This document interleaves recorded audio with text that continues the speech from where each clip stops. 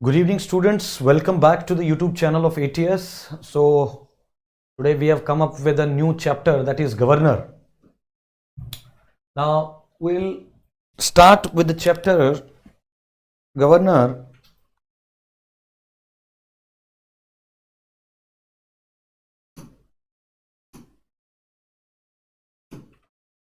जैसा कि central government के अंदर जिस प्रकार की व्यवस्था है, वैसे ही स्टेट के अंदर जो है we have that same sort of arrangement.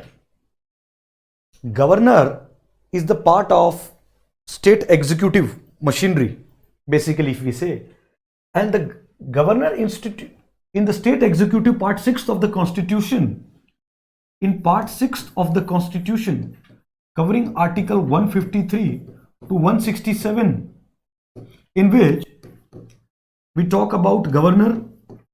These are the prominent part of the state executive, or these are the only parts of the state executive, right? Governor, then chief minister, then the council of ministers, and then the advocate general of the state.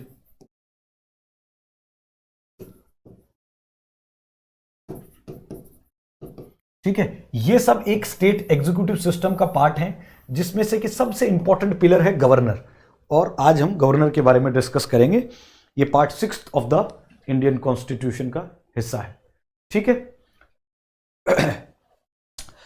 The framers of the Indian constitution outlined a similar pattern of the government as the at state levels as it is for the central level. जिन्होंने इस constitution को frame up किया था, जिस तरह की व्यवस्थाएं central government में हैं, उसी तरह की व्यवस्थाएं एट स्टेट लेवल हैं. तो सेंट्रल गवर्नमेंट में जो होता है, वो जो हेड होता है, वो कौन होता है? एग्जीक्यूटिव हेड कौन है पूरे इंडिया का? That is president, and president is known as the first citizen of India. ऐसे ही स्टेट के अंदर जो फर्स्ट हेड होता है दैट इज गवर्नर. ठीक है. जो एग्जीक्यूटिव हेड होता है that is the nominal head, जिसको कहते हैं, दैट इज गवर्नर, और real head is the chief minister. What my point? And the Indian constitution in the article 153 to 167 in the part 6 provides an office of the governor for the states. ठीक है. In this part of the constitution, the state executive makes the provision. The president of India appoints the governor. States he act as the executive head of the state. Like the president office, governor work as a nominal head. मैंने आपको बताया जैसे राष्ट्रपति वाले case में क्या था कि जो प्रेसिडेंट होता है वो होता है नॉमिनल हेड, रियल हेड होता है वो प्राइम मिनिस्टर होता है. जैसे कि एग्जांपल, अब मैंने आपको बताया president is the first citizen of the country, ऐसे ही first citizen of the state would be governor. जितने भी फैसले होते हैं, हेड ऑफ द गवर्नमेंट जो होता है वो प्राइम मिनिस्टर होता है. ऐसे ही स्टेट के अंदर हेड ऑफ द गवर्नमेंट होगा, वो होगा चीफ मिनिस्टर. तो जो भी फैसले चीफ मिनिस्टर की कैबिनेट लेगी, जो गवर्नर होता है वो bounded by the aid and advice of the cabinet of the state. तो सेम वही फंक्शनरी, सेम उसी तरह का अरेंजमेंट सिस्टम जो है, जो हमने प्रेसिडेंट में पढ़ा था, same as it is ditto जो है वो गवर्नर में होता है. Got my point? फिर इसका हिस्टोरिकल बैकग्राउंड हम देखें. 1858 में जब the transferred responsibility of administration from East India Company to the British crown, तब उन्होंने गवर्नर को एक जो है वो एजेंट बनाया, गवर्नर जनरल का. तो उस वक्त ये जो गवर्नर की पोजीशन जो है वो क्रिएट हुई. फिर उसके बाद मॉन्टेग्यू चेम्सफोर्ड 1990 जब डायरकी का सिस्टम आया, जहां हमने देखा कि प्रोविंशियल लेवल पे गवर्नर्स को अपॉइंट किया गया था ताकि जो है वो पॉलिसीज को एग्जीक्यूट करें. तो सेकेंड टाइम वहां देख सकते हैं. फिर गवर्नमेंट ऑफ इंडिया एक्ट 1935 में हमने देखा that gave a provincial autonomy with the governor being required to work on the aid and advice of the council of ministers. फिर 1947 में हमने ये फाइनलाइज कर दिया कि जो भी गवर्नर बनेगा, governors are appointed by the president and governors are bound to work on the aid and advice on the council of ministers. This is the pattern of this is the arrangement. ठीक है, this is the pattern of arrangement for the governor. फिर उसके बाद में appointment of the governor, मैंने आपको बताया है कि गवर्नर को अपॉइंट कौन करता है? प्रेसिडेंट अपॉइंट करता है. देखो, प्रेसिडेंट को जो appoint, that is indirectly elected, not by people. President को डायरेक्टली इलेक्टेड कौन करता है? जो एमपीज होते हैं और एमएलएज होते हैं, ठीक है। लेकिन गवर्नर के कंटेक्स्ट में जब अपन बात करते हैं तो गवर्नर को ना तो एमएलए चूज करते हैं, ना कोई एमपी चूज करते हैं, ना कोई XYZ। गवर्नर जो होते हैं वो नॉमिनेट करती है केंद्र सरकार, और वो एक तरह से एजेंट होते हैं सेंट्रल गवर्नमेंट के किसी स्टेट के अंदर। तो ना तो वो डायरेक्टली इलेक्टेड होते हैं और ना वो इनडायरेक्टली इलेक्टेड होते हैं, ठीक है।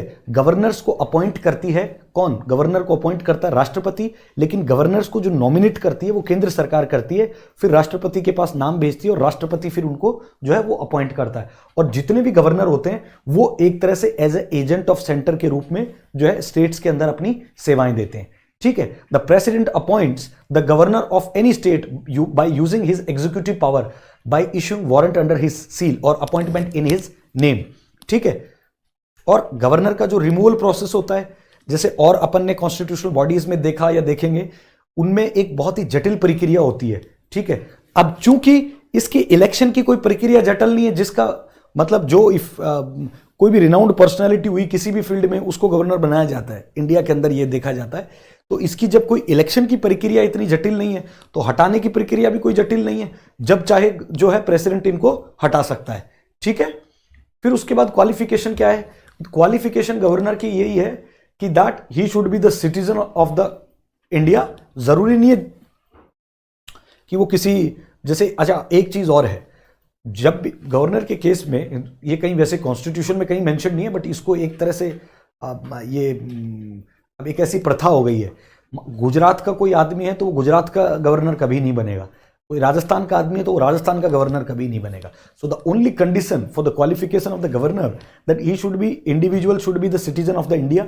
फिर उसके बाद में वो जो है जब गवर्नर की ऑफिस के अंदर जब अज्यूम चार्ज कर रहा हूं, at that time he should have completed the age of 35।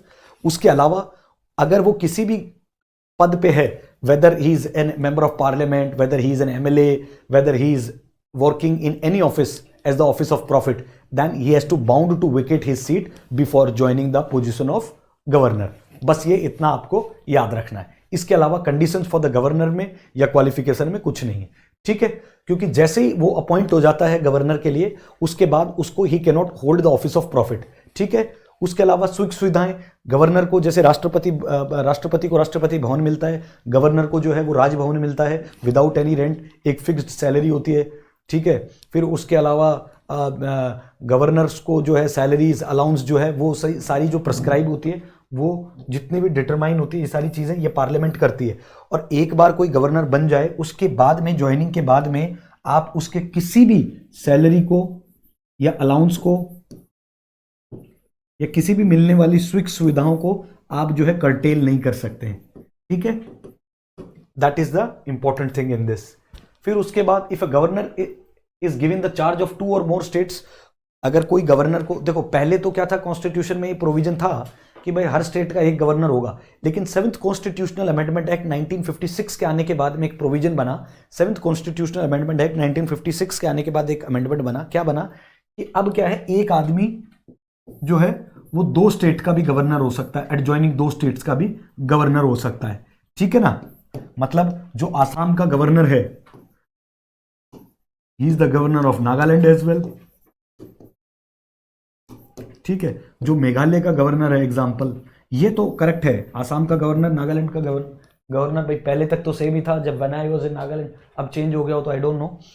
Meghalaya का जो गवर्नर है एंड त्रिपुरा का जो गवर्नर है, that can be same. This is for Meghalaya, Tripura is given, I am telling you for an example, ठीक है। तो 2 या जैसे हरियाणा का, पंजाब का गवर्नर एक ही भी हो सकता है ना। तो ये एग्जांपल के तौर पे 1956 में एक क्रिएशन हुआ कि भाई 2 या 2 से ज्यादा स्टेट्स का एक गवर्नर हो सकता है। तो ऐसे कंडीशन के अंदर जितना भी सैलरी या अलाउंस वगैरह मिलेंगे वो दोनों स्टेट को आपस में मिल बांट के तय करना है, ठीक है।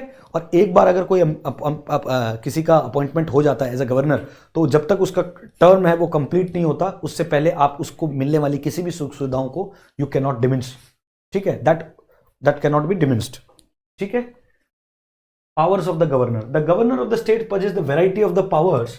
जैसे प्रेसिडेंट को पावर्स होती हैं, वैसे ही गवर्नर को एग्जीक्यूटिव पावर होती है, लेजिस्लेटिव पावर होती है, फाइनेंशियल पावर होती है और जुडिशियल पावर होती है। एग्जीक्यूटिव पावर होती है, लेजिस्लेटिव पावर होती है, फाइनेंशियल पावर होती है और जुडिशियल पावर होती है। अब ये इन पावर्स के तहत क्या क्या होता है, इसको अपन डिटेल से देखते हैं। तो governor just like president, governor के पास भी पावर्स होती हैं, executive, legislative, financial and judicial powers, ठीक है। अब जैसे कि राष्ट्रपति को कुछ प्रिविलेजेस और इम्यूनिटीज मिलती हैं, वैसे गवर्नर को भी कुछ इम्यूनिटीज मिलती हैं। तो he enjoys personal immunity from the legal liability of his official act. वो अगर ऑफिस में कोई काम करते हुए कोई उसके ऑफिस से किए हुए किसी भी काम के ऊपर जो है उसकी कोई लाइबिलिटी नहीं है, ना उसके ऊपर कोई कानूनी कार्रवाई होगी ड्यूरिंग हिज टर्म, वो कोई भी, जैसे राष्ट्रपति को जो क्रिमिनल प्रोसीडिंग्स होती हैं वो उसके खिलाफ नहीं चल सकती।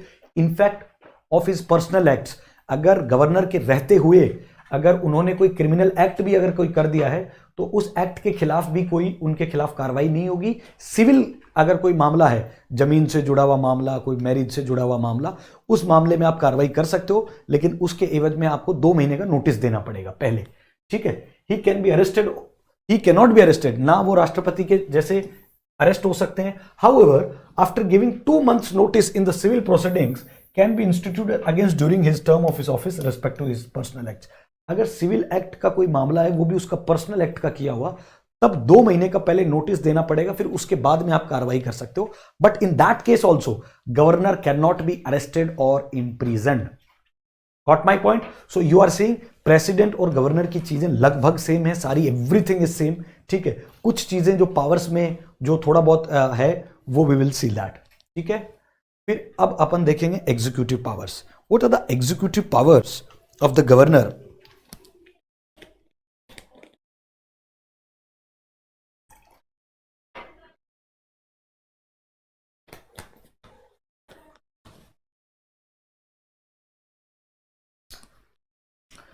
Now, the governor of the state is giving the following executive power. All of the executive power decisions are taken in the name of the governor of the respective state. जैसे India के अंदर central level पे जितने भी फैसले लिए जाते हैं that is on the name of president, वैसे ही स्टेट के अंदर जितने भी एग्जीक्यूटिव डिसीजन लिए जाएंगे that should be on the name of the governor only.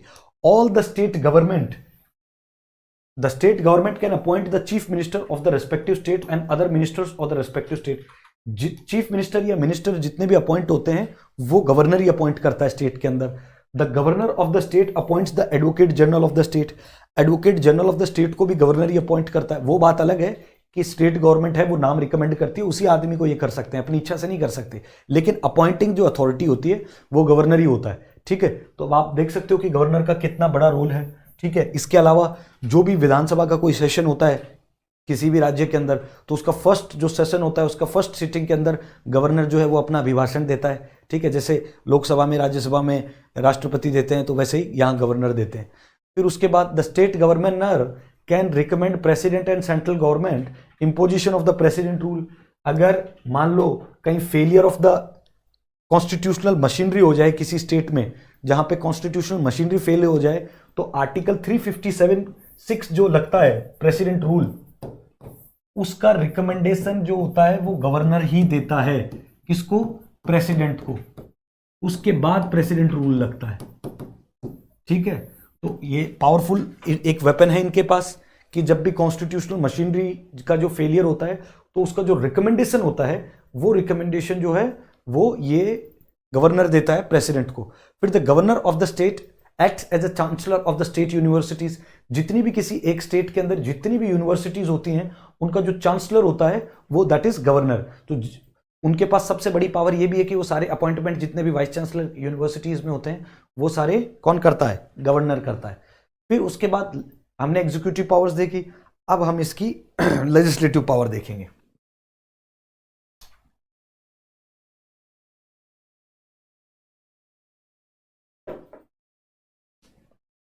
The governor of the states are given the following legislative powers.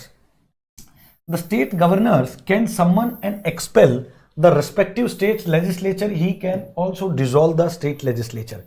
वो कभी भी किसी को जो है वो एक्सपेल कर सकते हैं और जो स्टेट लेजिस्लेटिव असेंबली होती है उसको भी डिसॉल्व कर सकते हैं वो, ठीक है.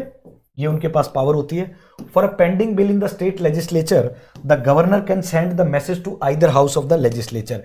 अगर मान लीजिए सिर्फ एक हाउस है तो उसे एक हाउस में भेजेंगे, और अगर वहाँ मेंबर ऑफ लेजिस्लेटिव काउंसिल भी है तो दोनों हाउस के अंदर वो जो है उस बिल के लिए, पेंडिंग बिल के लिए स्टेट लेजिस्लेटिव हाउस में मैसेज भेज सकते हैं कि भाई ये इसके ऊपर आपका क्या चल रहा है। दूसरी बात, इंफॉर्मेशन को फर्निश कभी भी सीएम को बुला के इंफॉर्मेशन ले सकते हैं कि क्या चल रहा है लेजिस्लेचर एग्जीक्यूटिव में। किसी भी फैसले के ऊपर गवर्नर कभी भी कॉल कर सकता है सीएम को। जैसे प्रेसिडेंट को अगर कोई इंफॉर्मेशन चाहिए तो he can call prime minister, वैसे ही in the state if any information is required to be known for the governor, then he or she can call the respected CM of that particular state. The state governor can address the state legislature on the legislature first session, ये already मैं आपको बता चुका हूं। फिर उसके बाद देखेंगे the governor can appoint any member of the state legislature as the speaker when the speaker and deputy speaker not available। जैसे राष्ट्रपति जो है वो अपॉइंट करता है जब कोई स्पीकर या डेप्यूटी स्पीकर नहीं रहता है, तो वैसे ही स्टेट के अंदर अगर कोई स्पीकर या डेप्यूटी स्पीकर की पोस्ट अगर खाली होगी तो वैसी स्थिति के अंदर जो है गवर्नर किसी को भी अपॉइंट कर सकता है। फिर governor can appoint any member of the state legislative council where the chairman deputy. ठीक है, अगर अवेलेबल है लेजिस्लेटिव काउंसिल तो वहां पे किसी को भी स्पीकर या डेप्यूटी स्पीकर जो है अपॉइंट कर सकता है। फिर governor can appoint 1/6 nomination member of the state legislative. Governor 1/6 अगर कहीं है काउंसिल तो वहां पे 1/6 जो मेंबर है वो खुद से नॉमिनेट कर सकता है। जैसे प्रेसिडेंट करता है 12 मेंबर्स को राज्यसभा में, वैसे गवर्नर के पास भी पावर होती है। 7th में हम देखेंगे the governor can nominate 1 member to the state legislature from the Anglo Indian community residing their respective state. One Anglo Indian को ये कर सकता है। वो बात अलग है कि अभी ये रिपील्ड हो गया है, लोकसभा में भी रिपील हो गया है। ठीक है, तो लोकसभा में 2 एंग्लो इंडियन को कर सकते थे पहले, बट अब उसको रिपील कर दिया गया है। ठीक है, the governor is given certain veto powers in the respect of a bill passed by the state. The governor can कुछ वीटो पावर्स दी गई हैं। ठीक है, फिर the governor may give his consent और agreement to bill passed by the. Governor अपना consent दे सकता है जो भी, क्योंकि गवर्नर का जब कंसेंट होता है, कोई विधानसभा में कानून बनता है उसके बाद गवर्नर उसको एसेंट देता है तभी वो जाके बिल बनता है। ठीक है, the state governor may even send the bill passed by the state legislature to the president for his the consideration। Governor के पास ये एक स्पेशल पावर होती है कि वो कोई भी बिल उनको जो लगता है कि ये थोड़ा सा इट इज, अगर डायलिमा में गवर्नर को फील होता है तो governor can send that particular bill to the president for his assent. और एक बार प्रेसिडेंट को बिल भेज दिया फिर असेंबली तब तक कुछ नहीं कर सकती जब तक प्रेसिडेंट का एसेंट नहीं आ जाता। या तो वो बिल रिजेक्ट होगा या फिर वो होल्ड रहता है। ठीक है, या फिर एसेंट दे देंगे तो वो पास हो जाएगा। ठीक है, फाइनेंशियल पावर्स। फाइनेंशियल पावर क्या क्या है गवर्नर के पास? The governor of the states are given the following financial powers. He provides for the annual state budget in the legislature. ठीक है, जो 112 आर्टिकल जैसे एनुअल फाइनेंशियल स्टेटमेंट होता है बजट, उसको ये करता है, तो ऐसे ही गवर्नर स्टेट में करता है। ठीक है, फिर उसके अलावा money bill can not be introduced in the state legislature. जो मनी बिल होता है वो can not be introduced in the state legislature without the prior recommendations of the governor of the state. Money bill आप assembly के अंदर तब तक जो है उसको पास नहीं करवा सकते जब तक अप्रूवल आप गवर्नर से नहीं लेते हैं। फिर the state grant can not B demanded without the governors recommendation. जो स्टेट में ग्रांट्स होती हैं वो आप गवर्नर की रिकमेंडेशन के विदाउट यू कैन नॉट, जब तक गवर्नर रिकमेंड नहीं करेगा यू कैन नॉट डिमांड। ठीक है, फिर जुडिशियल पावर्स होती हैं जो जैसे राष्ट्रपति पार्डन करता है, रेस्पाइट करता है, रेमिशन करता है, जो और बहुत सारे पनिशमेंट को, ऐसे ही जो है गवर्नर्स के पास भी बहुत सारे सेंटेंस को कम्यूटेशन का पावर होता है। और प्रेसिडेंट जुडिशियल पावर और क्या होता है कि जो the president of India must consult the state governor in the matter of appointment of the जजेस of the high courts. Governor से कंसल्ट करते हैं जब भी पर्टिकुलर हाई कोर्ट के जजेस का अपॉइंटमेंट होता है, तो गवर्नर से जो है कंसल्टेशन जरूर लेते हैं।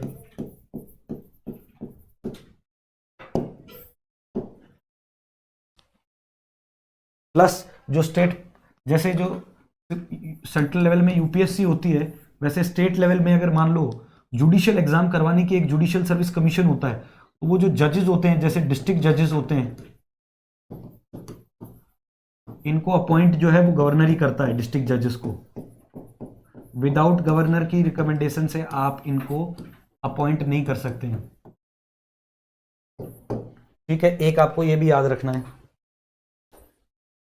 फिर comparing the pardoning powers of president and governor. अब अपन पार्डनिंग पावर्स कंपेयर करेंगे।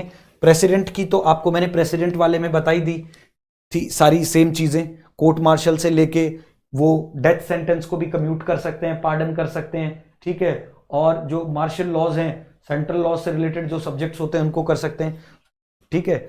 गवर्नर का मैंने आपको, he can pardon, reprieve, respite, remit, suspend, commute the punishment of sentence person convicted of any offense against the, वो सिर्फ state law से related जो होता है उसको कर सकते हैं।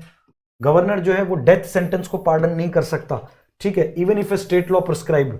अगर कोई स्टेट लॉ के अंदर भी अगर कोई डेथ सेंटेंस है तो गवर्नर जो है वो उसको भी जो है वो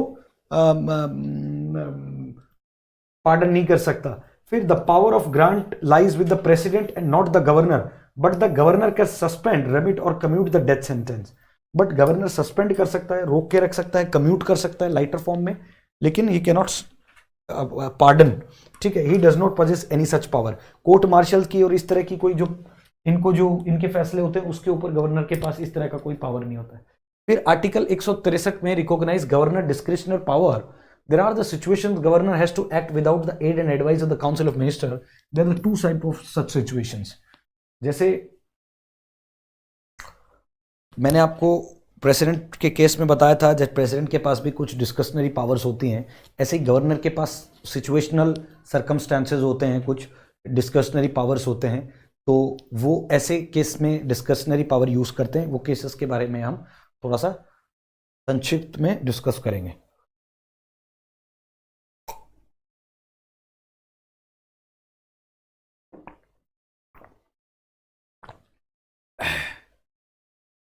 following situations as mentioned in the Sarkaria commission report में, जब चूज करना हो सीएम को, ये सिचुएशनल एक तरह से जो है वो है।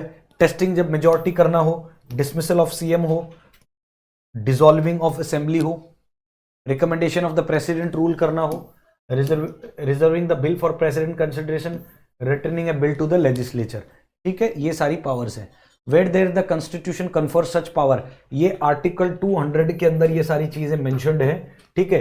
जो डिस्कशनरी पावर्स होती हैं given in the constitution for the reservation of the consideration of the president of any bill which in the opinion of the governor would if it become a law so derogate from the powers of the high court as to endanger the position which that courts of the constitution designate to fill the article 200, ठीक है। ये डिस्कशनरी powers दी गई हैं। Powers in the individual judgement, फिर कुछ individual judgements के अंदर जो है गवर्नर्स को पावर दी गई है।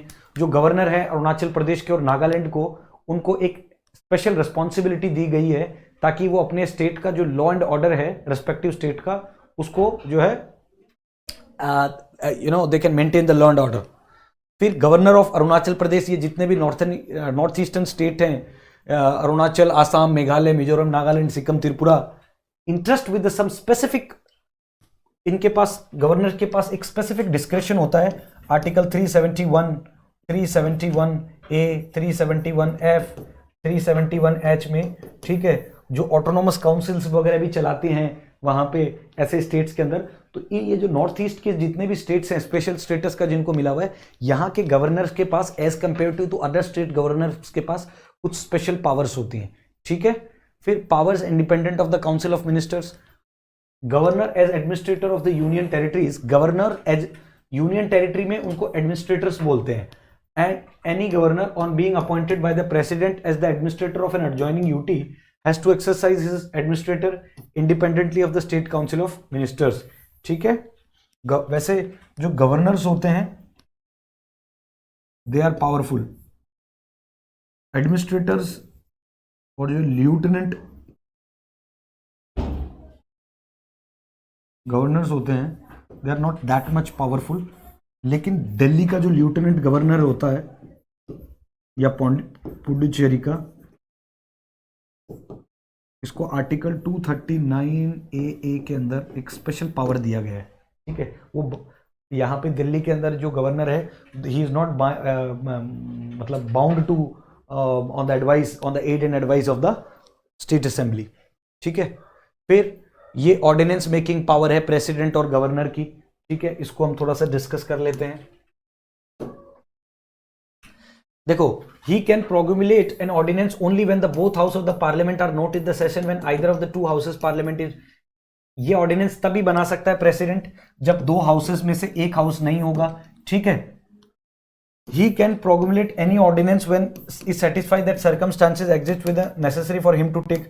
ये कभी भी promulgate कर सकता है, ऑर्डिनेंस को लागू कर सकता है जब ये सेटिस्फाइड हो कि ऐसी सर्कमस्टेंसेस आ गई हैं या नेसेसरी हैं कि अब इमीडिएट एक्शन की रिक्वायरमेंट है। His ordinance making power is co-extensive with the legislative power of the parliament. This means that he can issue ordinance only to the subjects on which parliament can make the laws। मतलब इसकी जो power होती है president की, वो को extensive power होती है, लेजिस्लेटिव पावर होती है। ठीक है, मतलब राष्ट्रपति उन्हीं सब्जेक्ट्स के ऊपर लॉ बना सकता है, ऑर्डिनेंस लेके आ सकता है जो सेंटर गवर्नमेंट के पास जिन सब्जेक्ट्स में पावर होती है, सिर्फ उन्हीं के पास। ठीक है, when we compared with the governor, he can promulgate an ordinance only when the legislative assembly in case of unicameral legislature not in the session। जब स्टेट असेंबली उसमें नहीं होती है असेंबली के अंदर, तो उसी टाइम पे ये जो है वो ऑर्डिनेंस लेके आ सकता है। when both house of the state legislature are not in the session, when either of the two is not in the session, फिर he can promulgate an ordinance only when he is satisfied the circumstances exist rendered necessary। Same satisfaction दोनों का अगर है तो both can take action। और state के governor के context में जब हम बात करेंगे तो गवर्नर भी सिर्फ ऐसे सब्जेक्ट के ऊपर ही ऑर्डिनेंस लेके आ सकता है कि जो कि स्टेट 7th शेड्यूल के अंदर जो सब्जेक्ट स्टेट के अंदर मेंशन्ड है इंडियन कॉन्स्टिट्यूशन के अंदर, सिर्फ उन्हीं सब्जेक्ट्स के ऊपर गवर्नर के पास पावर है कि वो जो है लॉ लेके आ सकता है। ठीक है, this was all about the फिर an ordinance issued by him as the same force as the effect of an act for the state legislature. जो ऑर्डिनेंस गवर्नर लेके आता है उसका सेम पावर होता है जो कि एक्ट गवर्नमेंट लेके आती है। Same with the president, an ordinance is issued by him is subject to the same limitation as an act of parliament. Ordinance जो वो लेके आता है उस जो पार्लियामेंट के एक्ट के ऊपर जो लिमिटेशंस होती हैं, वही गवर्नर जो ऑर्डिनेंस लेके आया उसके ऊपर लिमिटेशंस होती हैं, दोनों के लिए सेम है।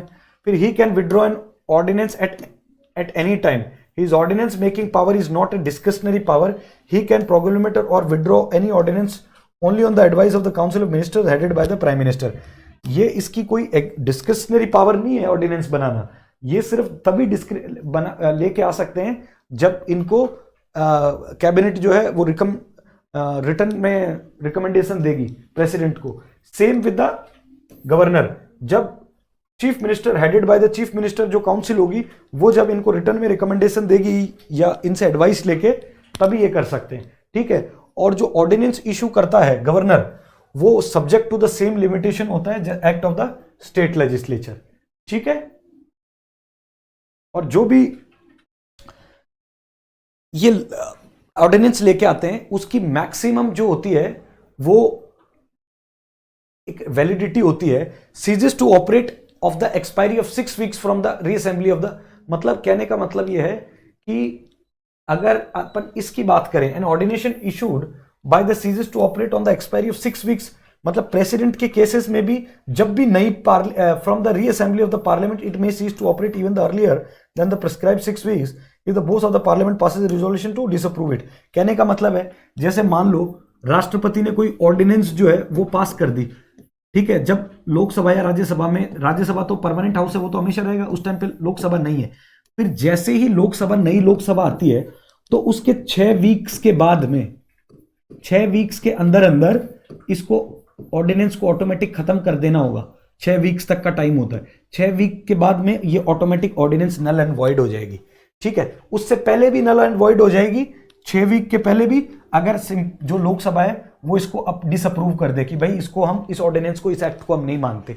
सेम लेजिस्लेचर जो लेजिस्लेटिव असेंबलीज होती है वहां पे भी यही है। जब नई काउंसिल ऑफ मिनिस्टर चुन के आएगी उसके 6 वीक्स तक का टाइम होता है। 6 वीक्स से पहले अगर जो एमएलए हैं वो डिसअप्रूव कर दें तो डिसअप्रूव हो जाएगी, अदरवाइज 6 वीक के बाद में ऑटोमेटिकली डिसअप्रूव हो जाएगी। ठीक है, सेम सारी चीजें ये सेम है इन दोनों की। ठीक है, फिर he needs no instruction for making an ordinance, उसको कोई इंस्ट्रक्शन की जरूरत नहीं ऑर्डिनेंस पे लाने के लिए। He can not make an ordinance without the instructions from the president in the 3 cases. With 3 cases के अंदर जो गवर्नर होता है वो प्रेसिडेंट की एडवाइस के बिना ऑर्डिनेंस को लागू नहीं कर सकता। कौन कौन से वो 3 कंडीशंस हैं? पहली कंडीशन क्या कहती है? If a bill containing the same provision that would have required to previous sanction of the president for introduction into the state level. मतलब अगर कोई इस तरह का ऑर्डिनेंस लेके आ रहे हैं कि जिसमें पहले राष्ट्रपति की अप्रूवल जरूरत पड़ती है, तो वो पहले इस तरह का ऑर्डिनेंस नहीं लेके आ सकते। दूसरा क्या कहता है कि if he would have deemed it necessary to reserve a bill containing the same provision for the consideration, अगर उनको ये लग रहा हो कि ये राष्ट्रपति के पास मुझे पहले भेजना चाहिए था, if it's necessary, तो ऐसे केस में भी वो ऑर्डिनेंस नहीं लेके आ सकते। ठीक है, if an act of the state legislature containing the same provision that have been invalid without receiving, अगर मान लो राष्ट्रपति का एसेंट उनको नहीं मिला हो, उससे पहले अगर वो लागू कर दें, तो ऐसे केस में भी वो ऑर्डिनेंस नहीं लेके आएंगे। मतलब eight the end of the day final बात यह है कि राष्ट्रपति का अप्रूवल जरूरी है गवर्नर को कोई भी ऑर्डिनेंस लाने के लिए, मैंडेटरी है। ठीक है ना।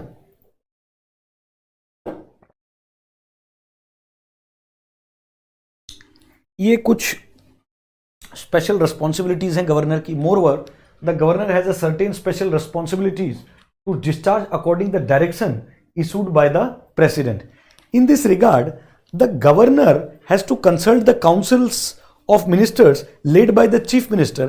You know, he can only act its discretion in the following cases. Maharashtra में 371 है, स्पेशल रिस्पॉन्सिबिलिटी है गवर्नर की। Maharashtra and Gujarat, development of certain backward region, Vidarbha और सौराष्ट्र का। ठीक है, यहां गवर्नर के पास स्पेशल रिस्पॉन्सिबिलिटी है, पावर है। नागालैंड में 371A है।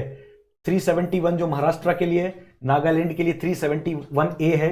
With respect to law and order in the state so long as the internal disturbance on the Naga hills Tuensang areas continues है जब तक।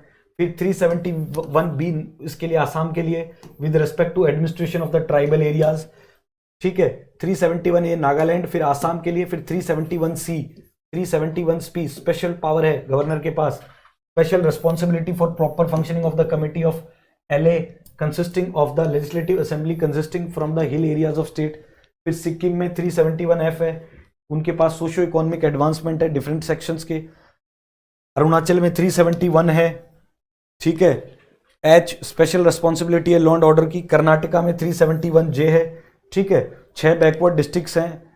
ठीक है, special responsibility development of 6 backward district of Hyderabad Karnataka region. ठीक है, जो तेलंगाना और कर्नाटका का जो बॉर्डर लगता है उस एरिया के रीजन की बात कर रहे हैं। ठीक है ना। फिर ये कुछ वेरियस व्यूज जजमेंट्स है सुप्रीम कोर्ट के गवर्नर के केस में कि भाई डिस्क्रिप्शन ऑफ जो गवर्नर है वो हंग असेंबली के टाइम पे अप्लाई नहीं होगा। जब हंग असेंबली होगी उस टाइम पे गवर्नर का डिस्क्रिप्शन जो है वो काम नहीं आएगा।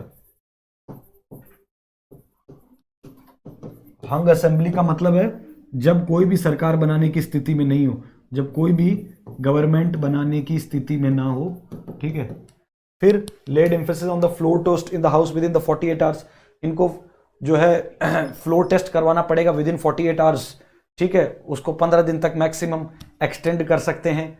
फिर रामेश्वर प्रसाद केस 2006 में कहा कि गवर्नमेंट जो गवर्नर होता है वो कोई पोस्ट पोल अलायंस को बंद नहीं कर सकता। जब अगर मान लो कोई ऐसी स्थिति हो जो पहले जो 2 सरकारें मिलकर चुनाव नहीं लड़ी हो, कोई इंडिपेंडेंट सरकार, मान लो बहुत सारी पॉलिटिकल पार्टीज हैं, एक एक्स पॉलिटिकल पार्टी सरकार में है, उसकी कोई स्थिति ऐसी आ जाए, नो कॉन्फिडेंस मोशन आ जाए उसके खिलाफ, फिर कोई दूसरी पॉलिटिकल पार्टी अगर उसको वो सपोर्ट करके दोबारा वो कंटिन्यू गवर्नमेंट है, तो ऐसे केसेस में गवर्नर ये नहीं कह सकता कि आप पोस्ट पोल अलायंस नहीं कर सकते, ये गवर्नर के पास पावर नहीं है।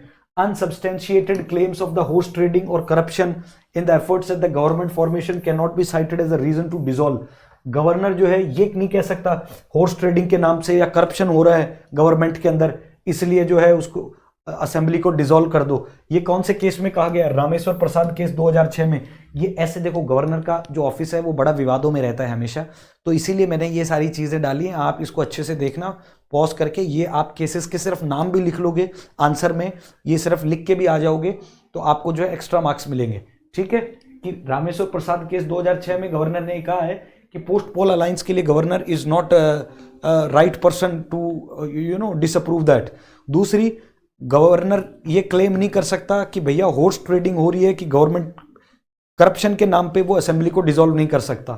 ठीक है, फिर उसके बाद में हम देखेंगे P Singhal versus union of India में, above judgment calling for a fixed tenure for the governors to encourage the neutrality and fairness in the discharge of their duties, it is not being implemented on the ground. P Singhal case में ये कहा गया था versus union of India में, supreme court ने माना कि जैसे सरकारों का 5 साल का टाइम होता है, राष्ट्रपति का टाइम होता है, तो एक गवर्नर्स का भी एक फिक्स्ड टाइम होना चाहिए कि भाई इस टाइम से ज्यादा जो है वो काम नहीं करेंगे, ताकि वो इंकरेज होंगे टुवर्ड्स द न्यूट्रलिटी। ठीक है, ताकि वो अपना ड्यूटी को अच्छे से डिस्चार्ज कर पाएंगे। ठीक है, अच्छे से फुलफिल कर पाएंगे, लेकिन ये फैसला फुलफिल नहीं हुआ। फिर नबम रेबिया जजमेंट 2016 में हुआ। Supreme Court gave many judgement regarding the discretionary powers of the governor like the Nabam Rebia judgement 2016 which emphasize that the exercise governor's discretion article 163 is limited and choice of action should not be arbitrary or fanciful. It must be a choice dictated by reason, actuated by good faith and tempered by caution. कहने का मतलब है governor के पास कोई इस तरह का डिस्कशनरी power नहीं है कि उसके डिसीजंस के अंदर कोई आर्बिट्रीनेस दिखनी चाहिए या कोई ट्रेनिज्म दिखना चाहिए। उसके जो डिसीजन होने चाहिए वो बहुत ही एक जिसे कहते हैं बहुत ही ट्रांसपेरेंट प्लस बहुत ही जो है that should be of good faith and conduct वाले डिसीजन होने चाहिए। कोई ऐसा जजमेंट नहीं होना चाहिए जिसके अंदर वो अपनी डिस्क्रिशनरी पावर का गलत इस्तेमाल करे। Got my point. फिर ये कुछ रिकमेंडेशंस दिए हैं वेरियस कमीशंस ने गवर्नर ऑफिस के लिए कि भाई there is a pressing need to reassess the centre state relation in journal and functions of the governor in specific. Many committees focused on article 356 और 357. ठीक है, रेयर यूज ऑफ आर्टिकल्स। सरकारी commission ने ये कहा सेकेंड ARC में कि ये जो सेंटर स्टेट रिलेशंस है इसको अच्छे से हमें देखना है, क्योंकि जो राष्ट्रपति शासन कई बार लग जाता है प्रेसिडेंट रूल 356 के माध्यम से, इसको एक ये this is a very supreme court find और various commissions find this is a very serious and a very grey area in our constitution. ठीक है, rare use of the articles. The Sarkaria commission 1998 recommended that the 356 should be used in a very rare case when it becomes unavoidable to restore the breakdown of constitutional machinery in the state. सरकारी commission ने ये माना कि जो 356 है उसका use बहुत ही rare case में करना चाहिए जब कंप्लीटली कॉन्स्टिट्यूशनल मशीनरी फेलियर हो जाए, ना कि इस आधार पे कि गवर्नमेंट में जो करप्शन बढ़ गया या माल एडमिनिस्ट्रेशन के नाम पे। इस तरह के कुछ टेक्निकल पॉइंट्स उन्होंने दिए थे कि इसका जो यूज है वो अपोजिशन गवर्नमेंट्स के खिलाफ, जैसे मान लो हो सकता है कि सेंटर में कोई अलग गवर्नमेंट हो और स्टेट में कोई अलग गवर्नमेंट हो, तो उस आधार पे जो क्योंकि गवर्नर्स जो होते हैं वो they are the agents of the central government, तो कहीं ये ना हो कि जो गवर्नर्स हैं they act as a arbitrary manner against the state governments. तो इसीलिए ये कहा गया कि ये इसको देखना बड़ा कंपलसरी है। फिर सेकेंड ARC में ये कहा गया कि that before taking action under Article 356, a warning should be issued to the state government that it is not functioning according to the constitution. पहले आपको वार्निंग देनी चाहिए स्टेट गवर्नमेंट को कि आप जो है जो कॉन्स्टिट्यूशन में जो प्रोविजंस है, वो जो स्ट्रक्चर बना हुआ है कॉन्स्टिट्यूशनल मैकेनिज्म जो मशीनरी का, उसके आधार पे या उसके तहत आप नहीं चल रहे हो, उसके बाद में आपको जो है वो प्रेसिडेंट रूल लागू करना चाहिए। Without warning you should not do this thing. फिर judgment on the president rule, the ARC recommended that the report of the governor regarding the president rule has to be that should be very highly objective, and also the governor should exercise his own judgment in this regard. ठीक है, governor is neither A decorative emblem nor a glorified cipher.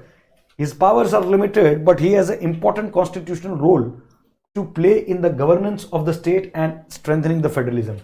Governor का कोई एक बहुत ही decorative emblem नहीं है, कोई glorified वो नहीं है, ठीक है, लेकिन उसके पावर्स भी बहुत लिमिटेड हैं, बट ये फेडरलिज्म को स्ट्रेंथन करने में काम में आता है, ऐसा. फिर एक राजमन्नार कमेटी बनी थी 1971 में, ठीक है. 1971 में इन्होंने कहा कि डिलीटिशन, इन्होंने तो ये कहा कि 356 और 357 को जो है वो डिलीट ही कर दो. The governor should not be removed except under the proved misbehaviour in capacity after the inquired by the supreme court. The constitution of India had also emphasised that the governor of the state should not consider himself as the agent of the centre but play his role as the constitutional head of the state. इन्होंने Rajamannar case में कहा कि इसको governor को as a central का agent के रूप में काम नहीं करना चाहिए, बट जबकि एक हेड ऑफ द स्टेट के रूप में काम करना चाहिए, ठीक है. और गवर्नर को है वो आप तभी हटा सकते हो जब आप he has proved that he has been misbehaved after the inquiry by the supreme Court. This provision that state the state minister should hold office during the pleasure of the governor should be omitted. ये इस तरह की जो statements हैं इनको जो है omit कर देना चाहिए. फिर सरकारी कमीशन आया, governor should be appointed in the consultation with the chief minister, कि भाई जो गवर्नर जिसको अपॉइंट कर रहे हो आप जिस स्टेट में, उसको आप चीफ मिनिस्टर से कंसल्ट करके करो, vice president of India and the speaker of Lok Sabha. But ये रियलिटी में कहां होता है. His tenure of the office must be guaranteed, should not B disturbed except for the external compelling reasons, ठीक है. उसका जो टेन्योर होता है उसको आप जो है जब तक उनका टाइम पूरा नहीं होगा आप बार बार जो है उसके अंदर चेंजेस नहीं करोगे, उसको डिस्टर्ब नहीं करोगे. गवर्नर को चीफ मिनिस्टर से, वाइस प्रेसिडेंट से और लोकसभा स्पीकर से पूछ के आपको सेलेक्ट करना है, ठीक है. In case of such termination और resignation by the governor, they should lay before the house of the parliament statement explaining the circumstances leading to the removal of resignation as the case, ठीक है. फिर ये सारी important चीजें हैं. At the end of his tenure reasonable post retirement benefit should be provided, ठीक है. इनको बेनिफिट्स प्रोवाइडेड करवाओ भाई. फिर the governor task to see that a government is formed and not to the form a government which is pursued policies. So all these are the party. If there is a single party having absolute majority in the assembly, the leader of the party should automatically ask to become the chief minister. ठीक है. अब अपन देखेंगे कुछ important questions जो कि governor के chapter से रिलेटेड हैं.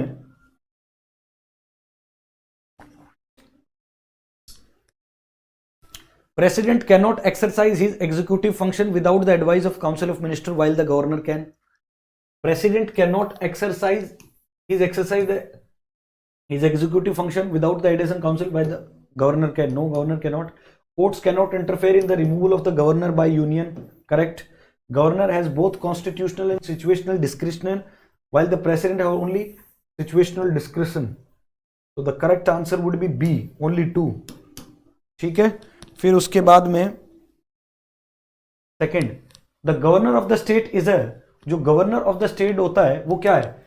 Constitutional head, real head, hereditary head, more than one of the both. तो the answer would be constitutional head. Governor जो होता है वो कॉन्स्टिट्यूशनल हेड होता है. फिर the seventh constitutional amendment is related to, seventh constitutional amendment is related to appointment of the same person as the governor of 2 और more state. मैंने आपको बताया था 7 कॉन्स्टिट्यूशनल अमेंडमेंट 1956. तो the correct answer is a, raises retirement of high court जजेस from 62 to 62. ये बाद में वाले पर भी पर्स फॉर्मल रूल्स 56 ये तो बाद में बंद किया था. Enhance the powers of the president governor. ये तो आपको एक्ट्स जो इंपॉर्टेंट एक्ट्स हैं वो याद रखने हैं भाई. तो ये इसका करेक्ट आंसर तो ए होगा.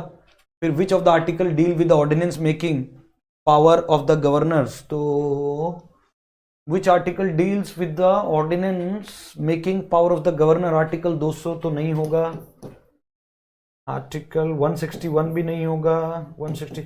So the correct answer will be article 213. The article 213 deals with the ordinance making power of the governor. Who is the executive head of the state government? Executive head कौन होता है? Executive head कौन होता है state government का? That is the answer would be governor. सारे फैसले इसी के नाम से लिए जाते हैं ना. ठीक है. So guys this was all about the governor chapter. अगर इनकेस कोई डाउट रह गया हो तो आप कमेंट सेक्शन में कमेंट करके बता सकते हैं।